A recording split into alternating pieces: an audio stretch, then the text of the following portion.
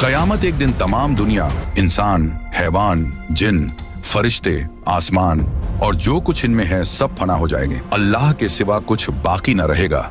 इसी को क़यामत आना कहते हैं। मेरे प्यारे दोस्तों, क़यामत आने से पहले कुछ क़यामत की निशानियां जाहिर होंगी और हम आपको इस वीडियो में क़यामत आने से लेकर क़यामत आने के बाद और दज्जाल से लेकर मेहदी अलैहिस्सलाम, ईसा अलैहिस्सलाम और याजूज और माजूज, जन्नत, दोज़ख, इन सब के बारे में बताने वाले हैं। तो आप लोगों से गुजारिश है कि आप लोग इस वीडियो को पूरा देखें और हो सके तो अपने दोस्तों और घर वालों को भी शेयर करके दिखाएं। क़यामत आने की पहली निशानियों में खसफ यानी 3 जगह आदमी जमीन में धंस जाएंगे, पूरब में, पश्चिम में और अरब में। इल्म दीन उठ जाएगा, जे हालत की कसरत होगी, शराब और जीना की ज्यादती होगी और इस बेहयाई के साथ होगी कि जैसे गधे घोड़ा खाते हैं। मर्द कम होंगे, औरतें ज्यादा होंगी, यहाँ तक कि एक मर्द की सरपरस्ती में 50 औरतें होंगी।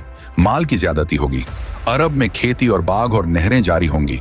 नहरें फारात अपने खजाने खोल देगी और वह खजाना सोने के पहाड़ होंगे। मर्द अपनी औरत के कहने में होगा, माँ बाप की न सुनेगा। दोस्तों से मेल झोल रखेगा और माँ बाप से जुदाई। गाने बजाने की कसरत होगी। वदकार और नाअहल सरदार बनाए जाएंगे। जलील जिनको तन का कपड़ा न मिलता था वो बड़े बड़े महलों पर इतराएंगे। मस्जिद में लोग चिल्लाएंगे। इस्लाम पर कायम रहना इतना कठिन होगा जैसे मुट्ठी में अंगारा लेना। यहाँ तक कि आदमी कब्रिस्तान में जाकर तमन्ना करेगा कि काश मैं इस कब्र में होता। वक्त यानी टाइम में बरकत न होगी। यहाँ तक कि साल सिर्फ महीना के और महीना सिर्फ हफ्ता के और हफ्ता सिर्फ दिन के, और दिन ऐसा हो जाएगा जैसे किसी चीज को आग लगी और जल्द भड़क कर खत्म हो गई, यानी वक्त बहुत जल्द जल्द गुजरेगा। दरिंदे, जानवर आदमी से बात करेंगे। सूरज पश्चिम से निकलेगा। इस निशानी के जाहिर होते ही तौबा का दरवाजा बंद हो जाएगा। इस वक्त में इस्लाम लाना कबूल न होगा। इसके अलावा बड़े दज्जाल के 30 दज्जाल और होंगे जो सब नबी होने का दावा करेंगे, हालांकि नबूवत खत्म हो चुकी है। हमारे नबी रसूलुल्लाह सल्लल्लाहु अलैहि वसल्लम के बाद कोई नबी न होगा। इन दज्जालों में बहुत से गुजर चुके और जो बाकी हैं जरूर होंगे। दंजाल, ये काना होगा, इसके एक ओंख होंगी और खुदाई का दावा करेगा। इसके माथे पर काफ फेरे लिखा होगा, यानी काफिर, जिसको हर मुसलमान पढ़ेगा और काफिर को न दिखाई देगा। ये बहुत तेजी से पूरी दुनिया का सैर करेगा। 40 दिन में हरमैन शरीफैन के सिवा तमाम रूहे जमीन का गश्त करेगा। 40 दिन में पहला दिन साल भर के बराबर होगा और दूसरा दिन महीना भर के बराबर और तीसरा दिन हफ्ता के बराबर और बाकी दिन 24-24 घंटे के होंगे। इसका फितना बहुत सख्त होगा। एक बाग और एक आग इसके साथ होगी, जिसका नाम जन्नत दोज़ख रखेगा। जहाँ जाएगा उनको साथ लिए होगा। उसकी जन्नत दरअसल आग होगी और उसका जहन्नम आराम की जगह होगी। लोगों से कहेगा कि हमको खुदा मानो।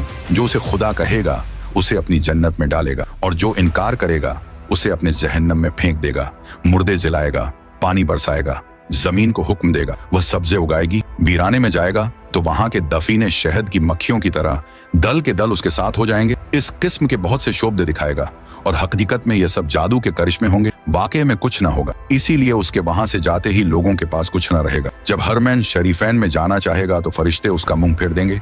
दज्जाल के साथ यहूदी की फौज होगी और पूरी दुनिया में कुफ्र फैल जाएगा। फिर हजरत इमाम मेहदी अलैहिस्सलाम आएंगे और आप हुजूर अलैहिस्सलातो वस्सलाम की औलाद में हसनी सैयद होंगे। आप इमाम व मुज्तहिद होंगे। क़यामत के करीब जब तमाम दुनिया में कुफ्र फैल जाएगा और इस्लाम सिर्फ हरमैन शरीफैन ही में रह जाएगा, औलिया और अब्दाल सब वहीं हिजरत कर जाएंगे।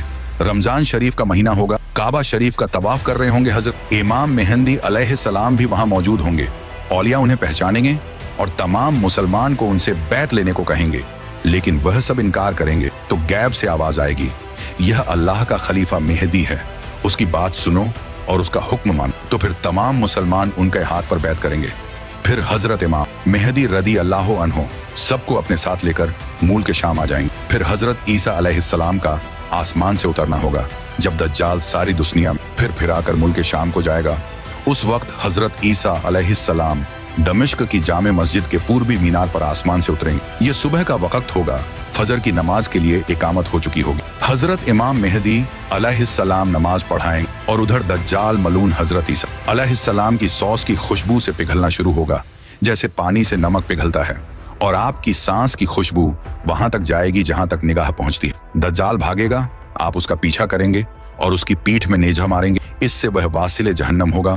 फिर हजरत ईसा अलैहिस्सलाम खिंजीर को कत्ल करेंगे। उसके बाद याजूज माजूज निकलेगा।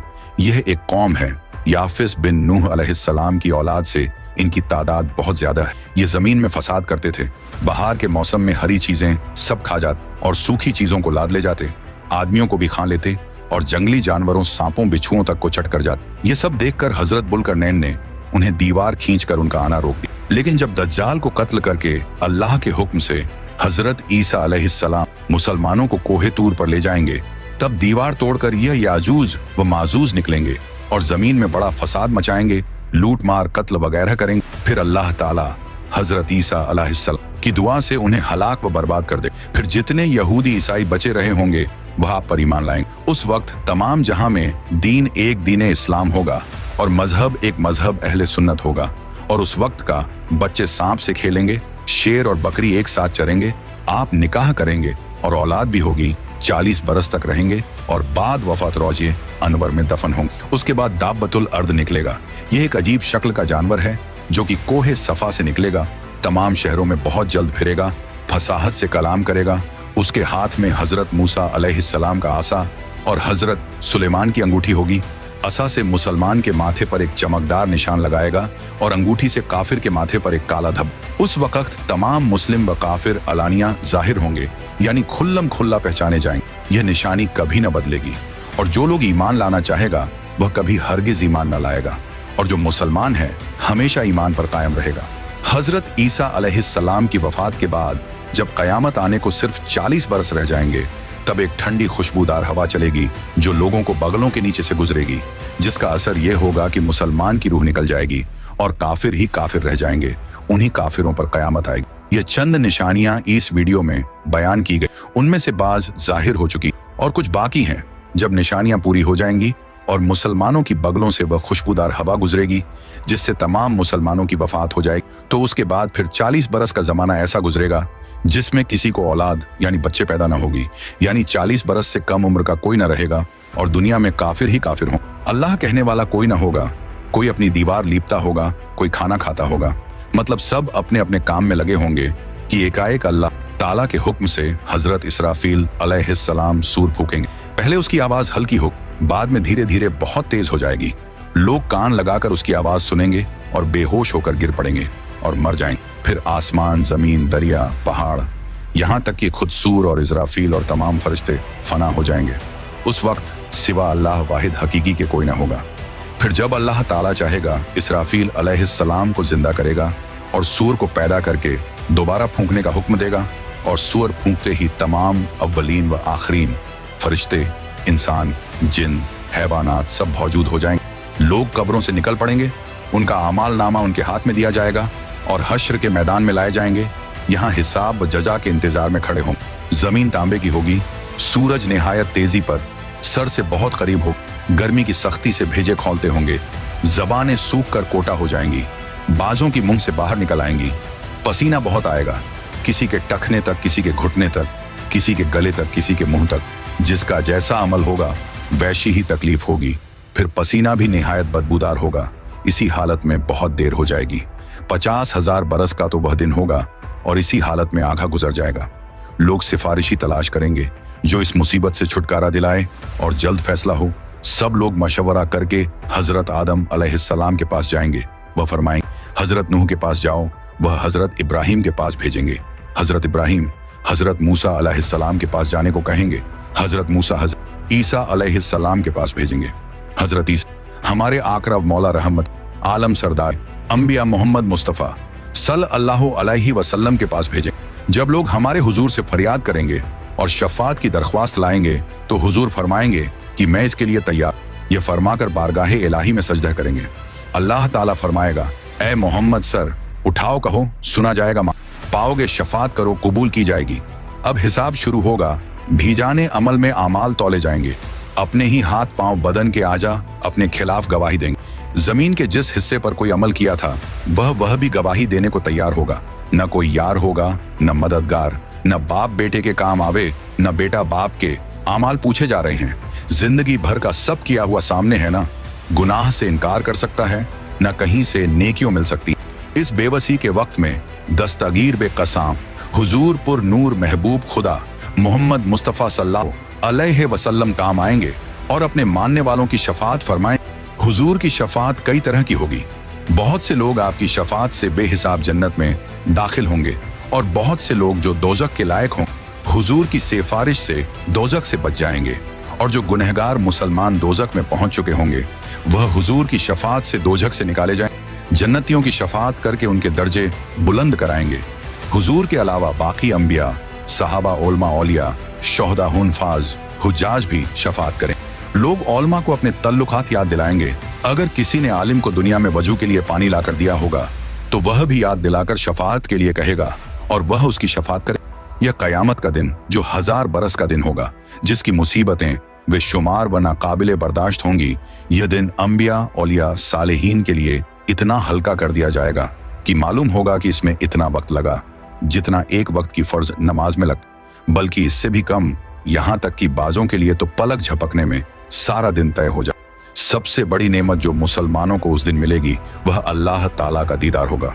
अब इसके बाद आदमी को हमेशगी के घर जाना है।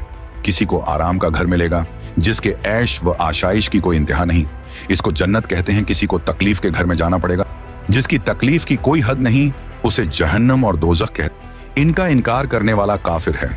जन्नत दोजख बन चुकी है और अब मौजूद हैं। यह नहीं कि कयामत के दिन बनाई जाएंगी। कयामत, हश्र, हिसाब, सवाब, अजाब, जन्नत, दोजख सबके वही मानी हैं जो मुसलमानों में मशहूर हैं।